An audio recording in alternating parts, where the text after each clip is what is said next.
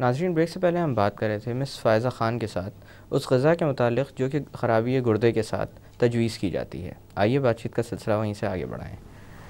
फ़ायज़ा साहब, जैसे कि बात हो रही थी इन मरीज़ों के बारे में, और एक आपने बहुत अच्छी बात बताई कि ये ज़्यादातर जब पहली दफ़ा गुर्दे की बीमारी की वजह से रुजू करते हैं तब ही इनके अंदर मेल न्यूट्रिशन होता है। मेल न्यूट्रिशन या ग़िज़ाई कमी किस तरह से देखी जा सकती है बुज़ुर्गों में? नहीं, बुज़ुर्गों में नहीं, हर उम्र के अफराद में। अगर तो डायलिसिस पे पेशेंट है या early stages of renal failure में है, देखिए कोई भी एक सिंगल मार्कर नहीं है जिससे आप ये कह सकें कि जी ये अगर है तो पेशेंट मेल नरिश्ड है। There are several markers, just like अगर आप कहते हैं कि वज़न है सबसे पहला इंडिकेटर। अगर आपका वज़न वेट लॉस हुआ है, 5 to 10% वेट लॉस हुआ है विद इन पास्ट 2 से 3 महीने में, तो ये एक बहुत बड़ा फैक्टर हो गया। सेकेंडली, आपका अगर लैब वैल्यूज़ से आप असेस करते हैं कि जी सीरम एल्ब्यूमिन लेवल्स कितने हैं, बाकी भी जो मार्कर्स होते हैं मेल न्यूट्रिशन के, जिस तरह अगर बहुत ज़्यादा कोलेस्ट्रॉल लेवल्स बहुत ज़्यादा लो हो गए हैं या एल्ब्यूमिन लेवल्स बहुत ज़्यादा लोअर साइड पे हैं। इसके अलावा आप उसका जो बॉडी वेट है, एंथ्रोपोमेट्रिक मेजरमेंट्स हैं, मसल मास लूज़ तो नहीं किया है पेशेंट ने, तो ये सारे के सारे चीज़ें होती हैं जिनको आप मद्देनज़र रख के ये डिसाइड करते हैं कि पेशेंट मेल न्यूट्रिशन की तरफ जा रहा है या नहीं। There is not one single marker, यानी हाँ अगर पेशेंट का एल्ब्यूमिन बहुत अच्छा है लेकिन उसने अगर अपना वेट उसका डिक्लाइन हुआ है बहुत ज़्यादा, तो वो इक्वली रिस्क पे है, बहुत ज़्यादा मोर्टालिटी का रिस्क उन पेशेंट्स में ज़्यादा होता है जिनका BMI कम हो। इसी तरह जिस तरह हम कहते हैं कि BMI का ज़्यादा होना आम लोगों के लिए बहुत से नुकसानदेह है, लेकिन डायलिसिस पॉपुलेशन में देखा गया है कि अगर पेशेंट्स का BMI थोड़ा हायर साइड पे है तो दे आर कंपैरेटिवली सेफ। अच्छा जी, क्योंकि उनके अंदर क्योंकि मसल वेस्टिंग और जो कैटाबॉलिज्म है वो उनमें बहुत ज़्यादा नज़र आता है। और क्योंकि डायलिसिस जो इटसेल्फ डायलिसिस भी जो एक कैटाबॉलिक प्रोसेस है, उसमें बहुत सारे न्यूट्रिएंट्स लॉसेस हो रहे होते हैं, प्रोटीन लॉसेस हो रहे होते हैं जी। तो उस दौरान जो है पेशेंट का वज़न जो है वो कम होता हुआ देखे गया है। इसी तरह सीरम एल्ब्यूमिन की बात है, बहुत सारी स्टडीज़ जो हैं वो ये बताती हैं, बहुत सी ऑब्जर्वेशनल स्टडीज़, बहुत से क्लिनिकल ट्रायल्स जो हुए हैं आज तक, उनसे पता चलता है कि अगर पेशेंट का डायलिसिस के 2 साल के बाद तक अगर उसका 1 जो मिलीग्राम अगर उसका एल्ब्यूमिन लेवल्स जो हैं डिक्लाइन किए हैं, नीचे आए हैं, तो उसका जो रिस्क है मोर्टालिटी का वो 30 to 40 टाइम्स जो है वो ज़्यादा बढ़ जाता है। तो इसीलिए जो ग़िज़ाई कमज़ोरी को डायग्नोस करना ये बहुत इम्पॉर्टेंट टास्क है। जो लोग भी जो इतने भी हमारे यहाँ डॉक्टर्स हैं जो डील करते हैं रीनल फेलियर के पेशेंट्स को, उनके लिए बहुत ज़्यादा ज़रूरी है कि वो ये जानें कि इसकी ग़िज़ाई कमज़ोरी पेशेंट के लिए कितनी सारी कॉम्प्लिकेशंस का सबब बन सकती है। बिकॉज मेल न्यूट्रिशन और ये एक विशियस साइकिल है, यानी अगर पेशेंट मेल नरिश्ड है फंस जाते हैं और तो वो फिर बार बार इन्फेक्शंस, बार बार हॉस्पिटलाइजेशंस, जितना ज़्यादा पेशेंट इन्फेक्शंस होंगे, हॉस्पिटलाइजेशन होगी, रिपीटेड उसको अटैक्स होंगे, वो इतना ही ज़्यादा और ज़्यादा उसकी हेल्थ स्टेटस कॉम्प्रोमाइज़ होगा, और जितना ज़्यादा उसका हेल्थ स्टेटस या न्यूट्रिशनल स्टेटस कॉम्प्रोमाइज़ होगा इतना ही वो दोबारा से एक वो साइकिल में फंस जाता है।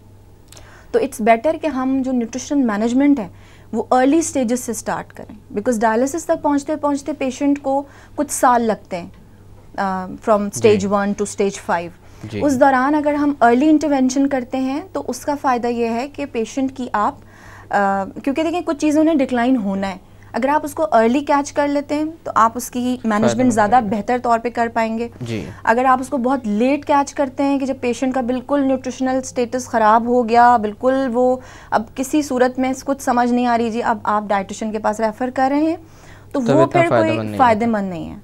तो बेहतर यही है कि इसकी बात की इम्पोर्टेंस को समझा जाए कि पेशेंट का न्यूट्रिशनल स्टेटस को मॉनिटर करना कितना ज़रूरी है।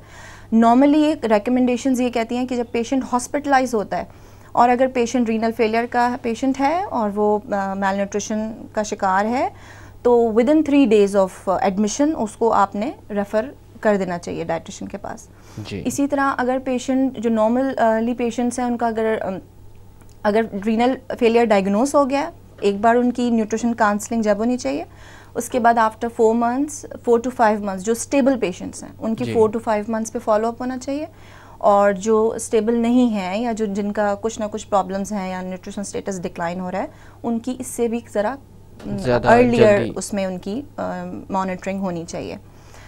अच्छा, ब्रेक से पहले आपने तस्करा किया था कि स्टेज 2 और 3 के ऊपर अमूमन पोटेशियम को रिस्ट्रिक्ट कर दिया जाता है, जिसके बाद ये लोग अक्सर फल खाना छोड़ देते हैं। बिल्कुल। तो यहाँ पर एक अहम सवाल जो मैं आपसे पूछना चाहूँगा वो ये है कि पोटेशियम ज़्यादातर किन चीज़ों में पाया जाता है? देखिए, पोटेशियम के बहुत सारे सोर्सेज हैं। पोटेशियम तकरीबन तमाम ग़िज़ाओं में पाया जाता है। दालों में पोटेशियम पाया जाता है, बीन्स में पाया जाता है, छोले, बीन्स, मिल्क प्रोडक्ट्स में पाया जाता है, फ्रूट्स में पाया जाता है, वेजिटेबल्स में, सारी वेजिटेबल्स में पाया जाता है जी। तो उसका हम लोग जो नॉर्मली जो सोल्यूशन है वो ये होता है कि जो हाई पोटेशियम फूड्स हैं उनको लिमिटेड कर दें, और ऐसी ग़िज़ाएँ जो कि आपके एनर्जी इंटेक को या प्रोटीन इंटेक को कॉम्प्रोमाइज़ ना कर रही हों। इसी तरह फ्रूट्स में बहुत सारी चॉइसेस हैं कि उनका जो पोर्शन साइज लिमिटेड कर देते हैं पेशेंट को कि पोर्शन कंट्रोल पोर्शंस में खाएं, और डिफरेंट वैरायटीज़ हैं उसको वो इस्तेमाल कर सकते हैं। सिर्फ एक फल खाने की इजाज़त, 2 फल दिन भर में उनको खाने की इजाज़त होती है, और अगर वो लो पोटेशियम ऑप्शंस चूज़ करते हैं तो वो 2 फल बहुत आसानी से दिन भर में खा सकते हैं। इसी तरह जो कुछ दालें होती हैं जिस तरह लोबिया, फलियाँ, चने की दाल, इन चीज़ों में ज़्यादा कंपैरेटिवली पोटेशियम होता है। तो या एक और तरीक़ा होता है कि दालों को लीच आउट कर दिया जाता है, उसके अंदर पानी में भिगो के उसका पानी को ड्रेन आउट कर दिया जाता है, उससे पोटेशियम काफ़ी हद तक कम कर सकते हैं। और यही सेम जो प्रोसेस है वो वेजिटेबल्स में भी किया जा सकता है कि वेजिटेबल्स जो पोटैटोज़ हैं, जैसे आलू का इस्तेमाल है, बजाय इसके कि हम पेशेंट को बंद करें, because potato is a source of carbohydrates as well, तो आप उसको बॉइल्ड फॉर्म में इस्तेमाल कर लें और एक उसकी लिमिटेड क्वांटिटी ले लें। इसी तरह जो है वो ग़िज़ाई, जिस तरह फ़ैट्स की भी यही बात आती है। फ़ैट्स की जो है बहुत इंपॉर्टेंस है इन डायलिसिस पेशेंट्स, और स्पेशली जिन लोगों का वज़न कम हो रहा है उनके लिए ग़िज़ा में प्रॉपर अमाउंट में फ़ैट लेना बहुत इम्पॉर्टेंट है। तो पेशेंट्स के लिए हम फिर बहुत ज़्यादा फ़ैट की रिस्ट्रिक्शंस नहीं करते, इंस्टेड हम उनको एडवाइस एट टाइम्स करते हैं कि आपने अपनी डाइट में हेल्दी फ़ैट को इंक्लूड करना चाहिए डेली बेसिस पे जी। क्योंकि नॉर्मल कॉन्सेप्ट ये है कि अगर आप बीमार हो गए हैं तो जी खाना, तेल छोड़ दें, मिर्च मसाले सब बंद कर देते हैं, नमक, यानी वो पेशेंट को बिल्कुल एक बहुत दफ़ा ऐसा देखा गया है कि उसके खाना पीना बिल्कुल एक नॉर्मल डाइट से हटा देते हैं, तो वो पेशेंट का इंटेक डेफिनेटली तो पहले ही कॉम्प्रोमाइज्ड है। डिफरेंट सोशो इकोनॉमिकल फैक्टर्स भी हैं, जिस तरह भी हम बात कर रहे थे। बिल्कुल, इसी के मुताल्लिक़ मैं आपसे जानना चाहूँगा कि जब आप किसी भी पेशेंट की डाइट प्लान करती हैं तो क्या उसके सोशो इकोनॉमिक स्टेटस को मद्देनज़र रखा जाता है और उसके हिसाब से की जाती है, या सबको एक ही चीज़ दी जाती है बीमारी के मुताबिक? देखिए, सोशो इकोनॉमिक फैक्टर्स तो डेफिनेटली कंसिडर किए जाते हैं जी। और बहुत सारे ग़िज़ाओं में मुतबादिल ग़िज़ाएँ मौजूद होती हैं कि उनका इस्तेमाल किया जा सकता है। लेकिन दूसरी तरफ एक बात ये भी है कि पेशेंट को अगर हम इस हवाले से काउंसल करें कि जो पेशेंट का इतना सारा अखराजात जो उनके इलाज पे और ट्रीटमेंट पे किए जा रहे होते हैं, अगर वो थोड़े से अखराजात अपनी ग़िज़ा को बेहतर बनाने में सर्व करें और वो अगर बहुत सारी कॉम्प्लिकेशंस उनके लिए कम हो जाती हैं तो वो उनके लिए ज़्यादा फ़ायदेमंद है। यानी ये कहना कि नहीं पेशेंट अफोर्ड नहीं कर सकता है, ठीक है, अफोर्डेबिलिटी को तो हम देखते हैं, लेकिन अगर एक चीज़ से उसको कोई बहुत ज़्यादा बेनिफिट मिल सकता है और जिससे उसकी और सारी कॉम्प्लिकेशंस कम हो सकती हैं, वाई नॉट फूड देन जी। क्योंकि मेडिसिन्स पे, ट्रीटमेंट पे पेशेंट का बेशुमार अखराजात हो रहे होते हैं, तो ये कहना कुछ इतना मुनासिब नहीं है कि जी बाकी उसके इतने खर्चाजात हैं तो वो ग़िज़ा को पे क्यों खर्चा करे। दिस इज़ मतलब ये जो मैंने, क्योंकि मेरे एक्सपीरियंस में और जिस तरह मैंने जो अपनी प्रैक्टिस में एक हद तक मद्देनज़र रखा जाता है इस चीज़ को, हम लोग बिल्कुल मद्देनज़र रखते हैं। लेकिन ये कि पेशेंट की काउंसलिंग जब करते हैं तो देखें, at times patients are willing कि अगर हमें एक ग़िज़ा खाने से या एक अच्छी ग़िज़ायत लेने से हमारी हेल्थ बेहतर हो रही है तो they are willing to do anything for the cost of their health, because they are expensing so much on the treatments and on medicine and on dialysis, ये सारी चीज़ें कर रहे होते हैं जी। तो अच्छा, पानी एक ऐसी चीज़ है जो इन मरीज़ों के ऊपर रिस्ट्रिक्ट की जाती है, ख़ासकर उन मरीज़ों पे जो कि डायलिसिस पर होते हैं या क्रॉनिक रीनल फेलियर का शिकार हो जाते हैं।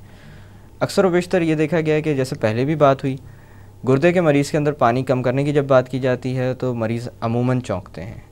पहले तो मैं आपसे ये जानना चाहूँगा कि ये गलतफ़हमी आई कहाँ से कि पानी ही गुर्दे की मतलब गुर्दे की सेहत का इन्हिसार पानी के ऊपर है, और दूसरी बात ये है कि पानी को कम करना किस लेवल पर या किस स्टेज पर ज़रूरी हो जाता है? देखिए, नॉर्मली जो गुर्दे की बीमारी है वो गुर्दे की पथरी है, जो सबसे ज़्यादा कॉमन है हमारे कंट्री में। तो जब कोई गुर्दे की पथरी का शिकार होता है तो यही कहा जाता है पानी ज़्यादा पियो, और जो कि बिल्कुल दुरुस्त बात भी है। गुर्दे की पथरी में हाई फ्लूइड इनटेक की बहुत इंपॉर्टेंस है जी। और इसके साथ साथ एक बैलेंस्ड डाइट। लेकिन जब पेशेंट को, जिस तरह मैंने आपसे कहा कि पेशेंट्स को अमूमन पता नहीं लग रहा होता है कि वो किस किस्म की गुर्दे की बीमारी में मुब्तला हैं, तो इस वजह से गलतफहमी अक्सर होती है कि अगर गुर्दे में तकलीफ़ है, गुर्दे की कोई बीमारी है तो पानी ज़्यादा से ज़्यादा पिएं।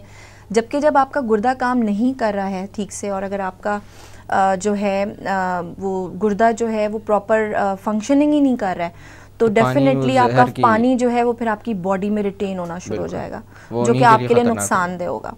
तो इसीलिए सबसे पहले अपने जो नेफ्रोलॉजिस्ट हैं उनसे रुजू करना बहुत ज़रूरी है। अगर आपका गुर्दे का फंक्शन इब्तदाई मराहिल में भी डिक्लाइन होने की तरफ जा रहा है, तो सबसे मतलब इम्पॉर्टेंट बात यह है कि आप अपने जो गुर्दे के माहिर डॉक्टर्स हैं उनसे ज़रूर रुजू करें। उस वक्त का इंतज़ार ना करें कि जब गुर्दा फेल हो के बिल्कुल नाकारा हो जाए, उसके बाद रुजू करने से बेहतर है आप पहले स्टेज पे ही उसको पहले से मतलब देख लें। बिल्कुल। यहाँ पर थोड़ी देर के लिए बातों का सिलसिला रोकते हैं। नाज़रीन, वक्त हुआ एक छोटी सी कमर्शियल ब्रेक का। ब्रेक से वापस आकर गुर्दे के मरीज़ों में ग़िज़ा किस तरह की रखी जाए, इस मौजू पर मज़ीद बात की जाएगी। Keep watching the health show.